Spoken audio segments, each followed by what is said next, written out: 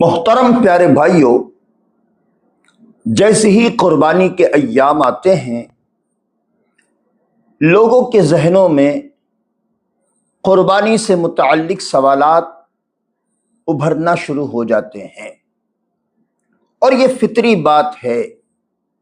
ہمارا اپنا مزاج تو یہی بنا ہوا ہے، جب استنجا کی حاجت ہوتی ہے تب ہمیں استنجا خانے کا ہوش آتا ہے کہ استنجا خانہ کہاں ہے، استنجا خانہ کہاں ہے، کہاں جا کر استنجا کرنا ہوگا۔ یہ سارے معاملات اسی وقت یاد آتے ہیں، ہم پہلے ہی سے اس کی جستجو میں نہیں رہتے۔ خیر، یہ انسان ہے اور یہ انسان کی فطری باتیں ہیں۔ قربانی کے ایام شروع ہے اور 29 کا چاند لوگوں نے دیکھنے کی کوشش تو کی، لیکن آج ریکارڈ کرنے تک کہیں سے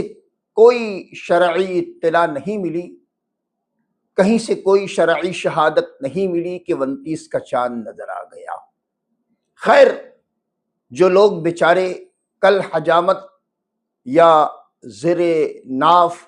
ناخن تراشنا وغیرہ یہ عمل سے کل جو محروم رہ گئے ہیں، ان کو ایک دن مزید مل گیا ہے۔ ان کی خدمت میں ہاتھ جوڑ کے عرض کرتا ہوں، براہ کرم براہ کرم براہ کرم آج اس عمل کو انجام دے لیں، تاکہ آپ بھی اس ثواب میں برابری کے شریک ہو سکیں، جو ثواب ان 10 دنوں میں ان تمام چیزوں کو کرنے سے روکا گیا ہے اور جس کی بڑی فضیلت احادیث میں آئی ہے۔ محترم پیارے بھائیوں، جو لوگ قربانی کر رہے ہیں وہ تو یہ مستحب عمل کریں گے ہی، لیکن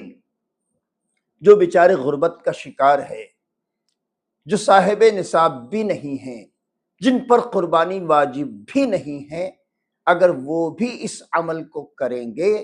تو انشاءاللہ العزیز وہ بھی اس کی برکتوں میں برابری کے شریک ہو جائیں گے۔ باضابطہ طور پہ مفتی طاہر مدنی صاحب نے اس پر ایک حدیث کوڈ کی ہے۔ میں انشاءاللہ العزیز آپ کے درمیان مفتی طاہر مدنی صاحب کا ویڈیو رکھتا ہوں، اس کو آپ پوری توجہ، دل جمعی اور دلچسپی سے دیکھیے گا، اور جیسے ہی آپ ویڈیو پلے کریں گے تو شروع سے آخر تک پورا ویڈیو دیکھیے گا۔ ویڈیو آپ کو 100% پسند آئے گی، اور مجھے امید ہے کہ آپ اپنی عادت کے مطابق جیسے ہی اس ویڈیو کو دیکھ لیں گے فوراً اپنے دوست احباب کو شیئر بھی کریں گے، کیونکہ ہم دنیا میں رہتے ہیں اور ہمیں یہاں نیکیوں کی سخت ضرورت ہے۔ ہر کوئی چاہتا ہے کہ ہمیں کچھ نہ کچھ نیکیاں مل جائے۔ محترم پیارے بھائیوں، قرآن مجید فرقان حمید بھی ہمیں نیکیوں کو جمع کرنے کی ترغیب دیتا ہے۔ رب تبارک و تعالی فرماتا ہے، تعاونوا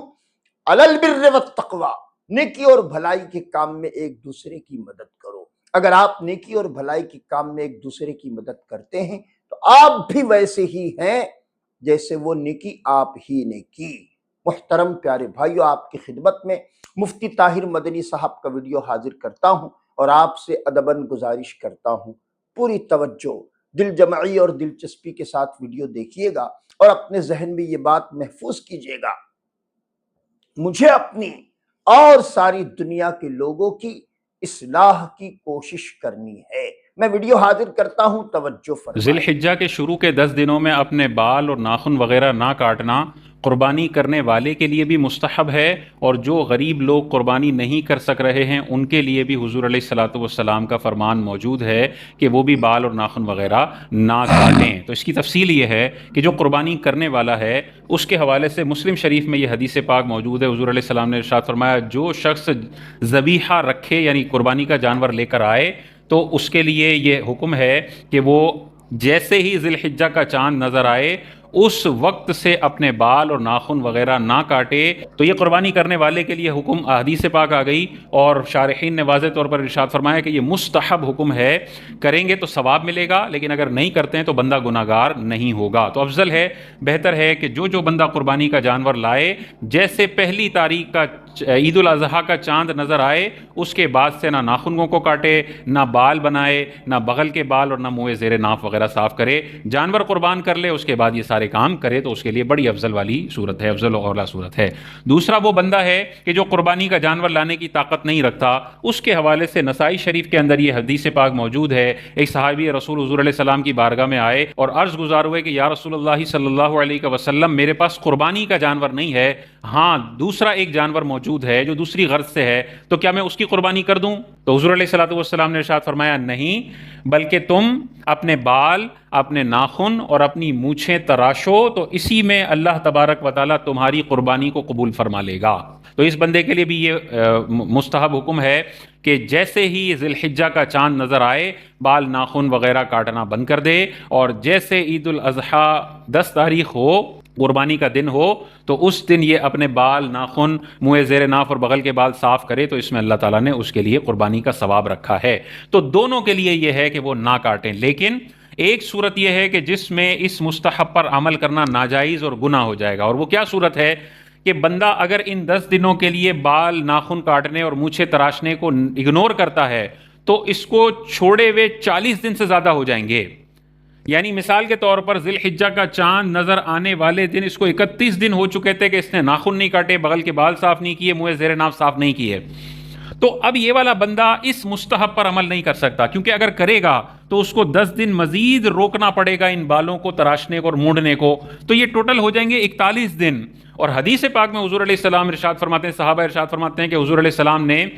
بغل کے بال صاف کرنے، منہ زیر ناف صاف کرنے، ناخن تراشنے اور مونچھیں تراشنے کے حوالے سے ہمارے لیے جو حد مقرر کی ہے وہ 40 دن ہے۔ تو 40 دن کو تو کراس کریں گے تو گناہ ہو جائے گا، تو جب مستحب اور گناہ میں ٹکراؤ ہو تو پھر گناہ والے عمل سے بچنا ہوگا، چاہے مستحب چھوڑنا ہی پڑے۔ تو اگر کوئی خدا نخواستہ 31 دن تک اس نے بال ناخن وغیرہ نہیں کاٹے اور عید الاضحیٰ کا چاند نظر آ گیا ذی الحجہ کا، تو اب یہ مستحب چھوڑ دے گا، اور اسے چاہیے کہ 40 دن سے پہلے اپنے بال اور ناخن وغیرہ کاٹے تاکہ واجب کو پورا کرے، ورنہ گناہگار ہوگا۔